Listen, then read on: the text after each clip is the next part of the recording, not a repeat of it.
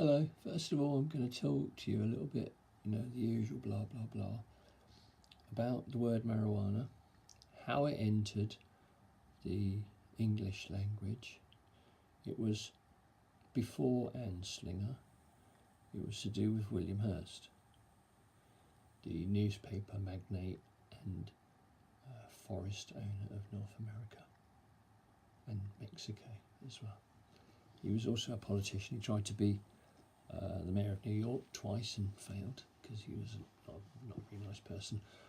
I expect, I don't really know, that's hearsay. I just made that bit up. Maybe I could get in trouble for that, who knows. Anyway, he was a politician, and he also invented yellow journalism. The sort of stuff that you get in, those newspapers that tell fibs just to sell newspapers. It's called yellow journalism. It's all made up. For instance, one of his famous bits of work was Pancho Villa. Now, Pancho Villa was a Mexican bandit back in about 1905, 1906 time. Before that. He was a Mexican bandit anyway in the north of Mexico, which was also part of North America at the time. And at that time, Mexico were trying to get independence, but that's another story. Back to William Hearst. Now, the president, Theodore Roosevelt, didn't like the bloke because he wanted to open a newspaper and read the news, not read some made up crap just to sell newspapers.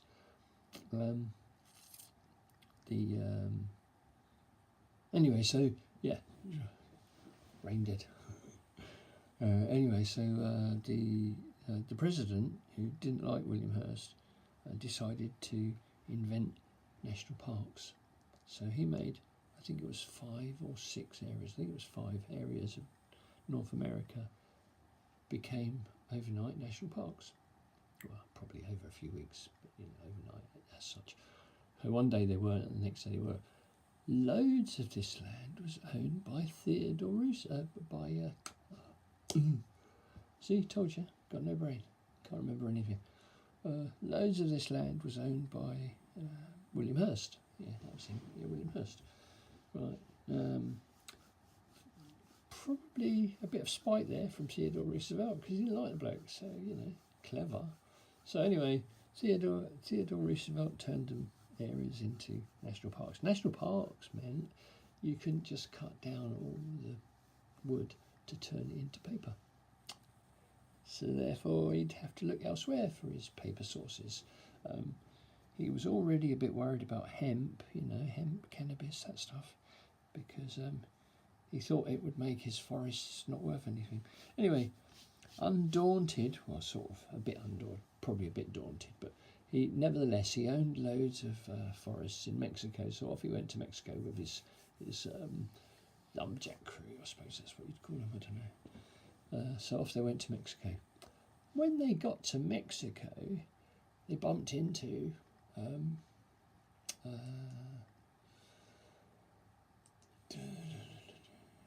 Pancho Villa. Yeah, here we go. Back to where I was. Brain's working again. Yeah, they bumped into Pancho Villa, who was by this time employed by the government, not as a bandit, but as a part of their, I suppose, army. His people were called the Northern Division. Anyway, their marching song, here we go, their marching song was La Cucaracha. And if you know any Spanish, which I'm really rubbish at Spanish, but I'm going to try this anyway. La Cucaracha is the cockroach. So, but this was their marching song. Their version of the La Cucaracha was their marching song as they went into battle. And it goes, La cucaracha, ya no puedo caminar, porque la falta, porque no tiene, marihuana culpa me. Probably really crap Spanish, but there you go. That's my best, and crap singing too. Basically it means the cockroach can't walk anymore because he's lacking marijuana to smoke. So that's where it hit the English language. That was about 1906. because Pancho Villa and his men kicked William Hearst and his crew out of Mexico and didn't let them cut down the forests to make newspapers, it also sparked off the Mexican Revolution, quite likely. Anyway, back to what I was actually doing was, this was a bit long. Look, wow, that's 5.5 minutes. So here's my poem. It's a rehash of an old poem with some new bits in it. It's called Marijuana, Cannabis, Pot or Ganja, blah, blah, blah, blah, blah, blah, blah, blah. Long title.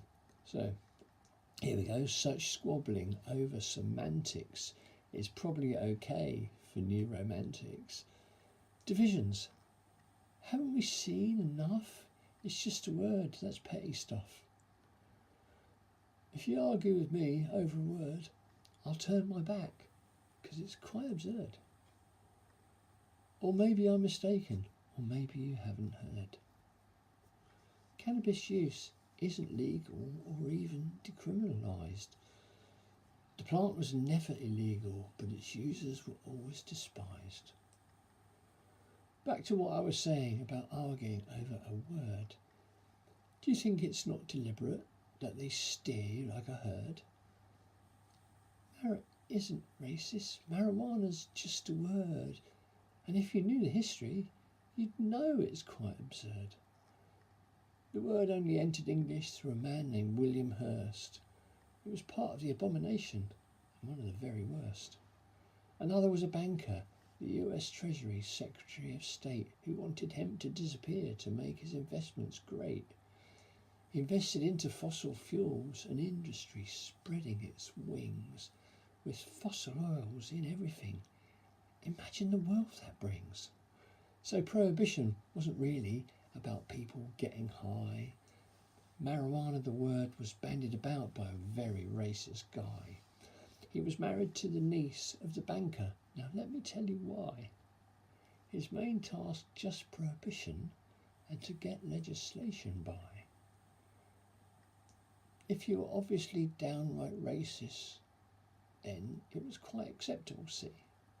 If you weren't what they call Caucasian, you were looked at differently. The man in question was that and more. Anslinger was his name. He made sure the word marijuana would enter the halls of fame. He fooled the people in the West that marijuana was a pest. Everyone knew what cannabis was for, fabulous medicine and so much more. Cannabis, they all agreed, was a very useful, non-dangerous weed. He told the world marijuana was bad, which made greedy people very glad. But he tricked them all by using a word that most of the people hadn't heard. If you think that's crazy, it gets far worse than that. It turned a guy named Dr. Munch into a fucking bat. They must have paid him a lot of money to swear that in court, because he just looked funny. But funny or not, people believed. Anslinger was seen to be visibly relieved. There were others too in this plot about marijuana, weed, cannabis, pot. The owners of DuPont and that guy named William Hearst. The Rockefellers were also in that gang I call the very worst. Because prohibitionists are all the same. Don't trip on semantics. Don't play their game. So the name marijuana, and this is my point,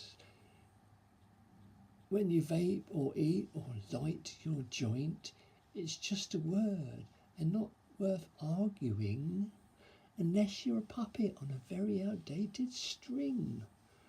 But if we continue, I guarantee this is a war we will never win. One love.